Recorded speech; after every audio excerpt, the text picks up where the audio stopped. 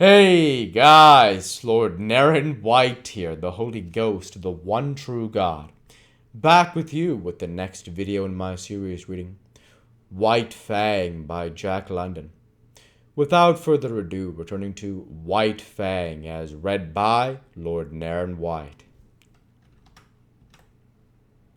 Henry did not reply, but munched on in silence until the meal finished. He topped it with a final cup of coffee. He wiped his mouth with the back of his hand and said, "Then you're thinking as it was?" A long, wailing cry, fiercely sad from somewhere in the darkness, had interrupted him. He stopped to listen to it.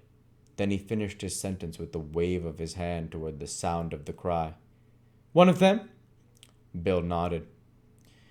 "I'd a blame sight sooner think than than anything else.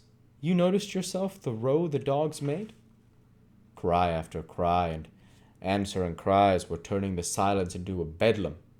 From every side the cries arose, and the dogs betrayed their fear by huddling together, and so close to the fire that their hair was scorched by the heat. Bill threw on more wood before lighting his pipe. "I'm thinking you're down in the mouth some," Henry said. "Henry."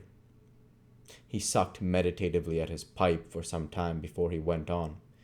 "Henry, I was a-thinking what a blame sight luckier he is than you and him will ever be." He indicated the third person by a downward thrust of the thumb to the box on which they sat. "You and me, Henry, when we die, we'll be lucky if we get enough stones over our carcasses to keep the dogs off us." "But we ain't got people and money and all the rest like 'em," Henry rejoined. "Long-distance funerals is something you and me can't exactly afford. What gets me, Henry, is what a chap like this, that's a lord or something in his own country, and that's never had to bother about grub nor blankets, why he's come in a button round the god-forsaken ends of the earth. That's what I can't exactly see." "He might have lived to a ripe old age if he'd stayed at home," Henry agreed. Bill opened his mouth to speak, but changed his mind. Instead, he pointed towards the wall of darkness that pressed about them from every side. There was no suggestion of form in utter blackness. One only could be seen a pair of gleaming eyes like live coals. Henry indicated with his head a second pair, and a third. A circle of the gleaming eyes had drawn about their camp. Now and again a pair of eyes moved or disappeared to appear again at a moment later. The unrest of the dogs had been increasing, and they stampeded in a surge of sudden fear to the near side of the fire, cringing and crawling about the legs of the men. In the scramble, one of the dogs had been overturned on the edge of the fire, and it had yelped with pain and fright as the smell of its singed coat possessed the air. The commotion caused the circle of eyes to shift restlessly for a moment, and even to withdraw a bit, but it settled down again as the dogs became quiet. "Henry, it's a blame misfortune to be out of ammunition." Bill had finished his pipe and was helping his companion to spread the bed of fur and blanket upon the spruce boughs which he had laid over the snow before supper. Henry grunted and began unlacing his moccasins. "How many cartridges did you say you had left?" he asked. "3," came the answer. "And I wished 'twas 300. Then I'd show 'em what for, damn 'em." He shook his fist angrily at the gleaming eyes and began securely to prop his moccasins before the fire. "And I wished this cold snap'd break," he went on. "It's been 50 below for 2 weeks now, and I wished I'd never started on this trip, Henry. I don't like the looks of it. I don't feel right, somehow. And while I'm wishing, I wish the trip was over and done with, and you and me sitting by the fire in Fort McCurry just about now and playing cribbage. That's what I wished." Henry grunted and crawled into bed. As he dozed off, he was aroused by his comrade's voice. "Say, Henry, that other one that come in and got a fish, why didn't the dogs pitch into it? That's what's bothering me." "You're bothering me too much, Bill," came the sleepy response. "You was never like this before. You just shut up now and go to sleep, and you'll be all hunky-dory in the morning." Your stomach's sour, that's what's bothering you. The men slept, breathing heavily. Side by side under the one covering, the fire died down, and the gleaming eyes drew closer the circle they had flung about the camp. The dogs clustered together in fear, now and again snarling menacingly as a pair of eyes drew close. Once their uproar became so loud that Bill woke up. He got out of bed carefully so as not to disturb the sleep of his comrade, and threw more wood on the fire. As it began to flame up, the circle of eyes drew farther back. He glanced casually at the huddling dogs. He rubbed his eyes and looked at them more sharply. Then he crawled back into the blankets. "Henry," he said. "Oh, Henry." Henry groaned as he passed from sleep to waking, and demanded, "What's wrong now?" "Nothing," came the answer. "Only there's 7 of 'em again. I just counted." Henry acknowledged receipt of the information with a grunt that slid into a snore as he drifted back into sleep. In the morning it was Henry who woke first and routed his companion out of bed. Daylight was yet 3 hours away, though it was already 6 o'clock.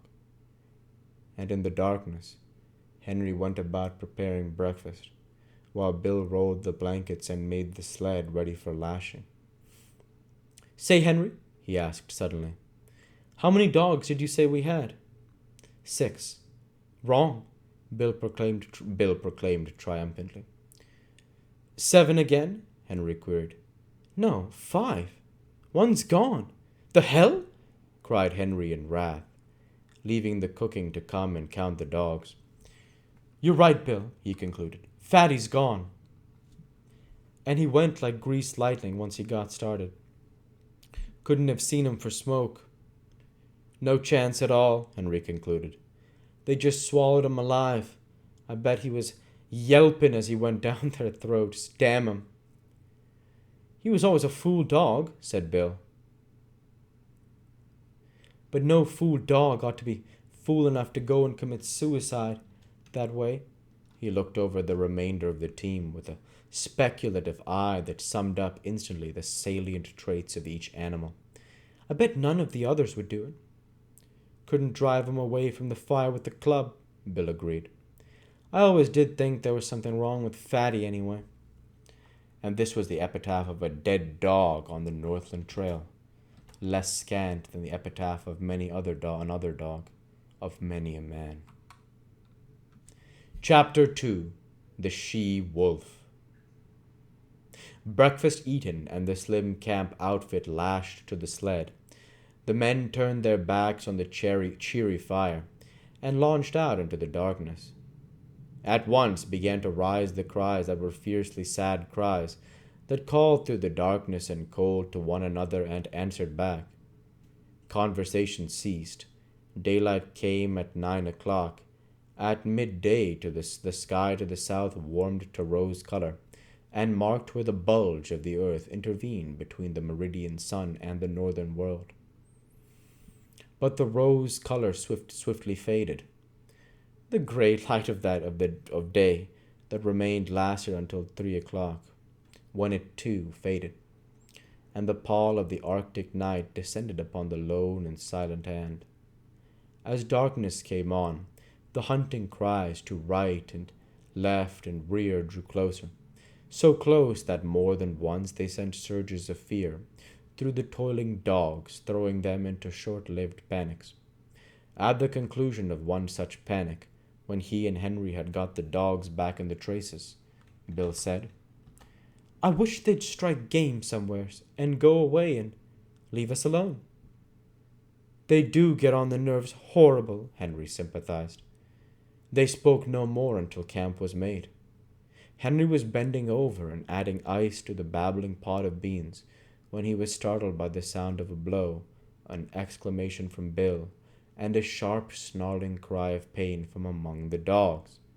He straightened up in time to see a dim from disappearing across the snow into the shelter of the dark. Then he saw Bill standing amid the dogs, half triumphant, half crestfallen, in one hand a stout club, in the other the tail and part of the body of a sun-cured salmon. And we'll go ahead and stop there for this week.